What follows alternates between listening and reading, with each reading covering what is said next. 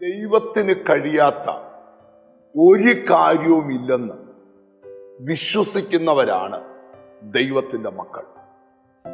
അങ്ങനെ വിശ്വസിക്കുമ്പോൾ തന്നെ നമ്മുടെ ബുദ്ധി കൊണ്ട് ചിന്തിച്ചാൽ മറുപടി കിട്ടാത്ത ചില കാര്യത്തിന് നമ്മൾ അകാരണമായി ടെൻഷൻ അടിക്കാറുണ്ട്. എന്നാൽ ഇന്ന് ഈ വചനം കേൾക്കുമ്പോൾ ഒന്നുകൂടെ നിന്നോട് ഉറപ്പിച്ച് പറയാം, എൻ്റെ ദൈവത്തിന് ഒരു കാര്യവും അസാധ്യമല്ല. യിരെമ്യാ പ്രവാചകന്റെ പുസ്തകം 32-ാം അധ്യായത്തിന്റെ 27-ാമത്തെ വാക്യം ഞാൻ വായിച്ചു കേൾപ്പിക്കാം. ഞാൻ സകല ജഡത്തിൻ്റെയും ദൈവമായ യഹോവയാകുന്നു, എനിക്ക് കഴിയാത്ത വല്ല കാര്യവുമുണ്ടോ? ഇതിനകത്തുനിന്ന് എന്താണ് നിങ്ങളോടുള്ള മെസ്സേജ്? ചില അസാധ്യതകളുടെ മുമ്പിൽ നിങ്ങൾ ഭാരപ്പെട്ട് നിൽക്കുവാണെങ്കിൽ ദൈവം നിങ്ങളോട് സംസാരിക്കുക. ആ അസാധ്യതകളെ നോക്കി നിങ്ങൾ ഒത്തിരി ഭാരപ്പെടണ്ട. പരിശുദ്ധാത്മാവ് നിന്നോട് പറയുക, ദൈവത്തിന് സ്തോത്രം, അത് മനുഷ്യർക്ക് അസാധ്യം, പക്ഷെ ദൈവത്തിന് അല്ലതാനും.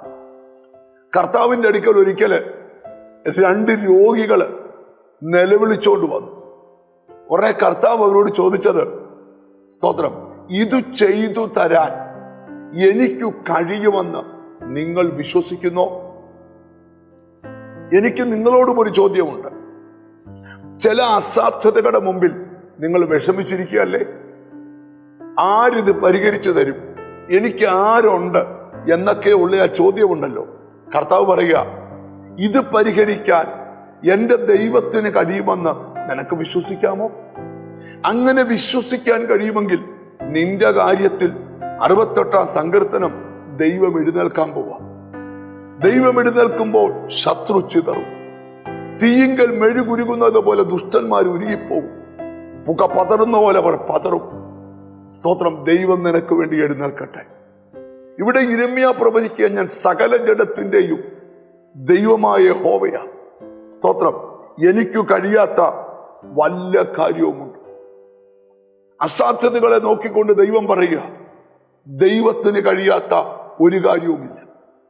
ഇന്നത്തെ ഈ മെസ്സേജിനകത്ത് ദൈവം നിന്നോട് സംസാരിക്കുന്ന ഭാഗം പറയാം. ദൈവത്തിന് കഴിയാത്ത ഒരു കാര്യവുമില്ലെന്ന് നിന്റെ കുടുംബത്തിനകത്ത് ദൈവം തെളിയിക്കാൻ പോവാം. നിന്റെ പേഴ്സണൽ ലൈഫിൽ ദൈവം തെളിയിക്കാൻ പോവാം.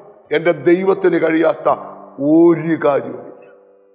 നമുക്ക് കണ്ണുകളെ അടച്ച് ആ കർത്താവിനോട് പ്രാർത്ഥിക്കാം. ഞങ്ങളുടെ കർത്താവേ, സ്വർഗസ്ഥ പിതാവേ, ഒത്തിരി അസാധ്യതകളുടെ മുമ്പിൽ വിഷമിച്ചും സങ്കടപ്പെട്ടും ഇരിക്കുന്നതിൻ്റെ ജനത്തിനു വേണ്ടി പ്രാർത്ഥിക്കുന്നു.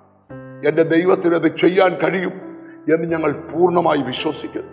എൻ്റെ കർത്താവേ, അങ്ങ് രാജാവായി എഴുന്നേൽക്കണം.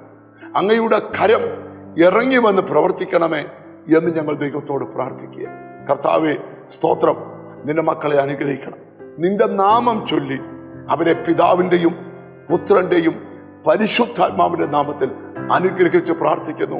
അവർ അനുഗ്രഹിക്കപ്പെടട്ടെ, യേശു ക്രിസ്തുവിൻ നാമത്തിൽ തന്നെ. ആമേൻ. മറക്കരുത്, ദൈവത്തിന് കഴിയാത്ത ഒരു കാര്യവുമില്ല. അവൻ പ്രവർത്തിക്കും. God bless you.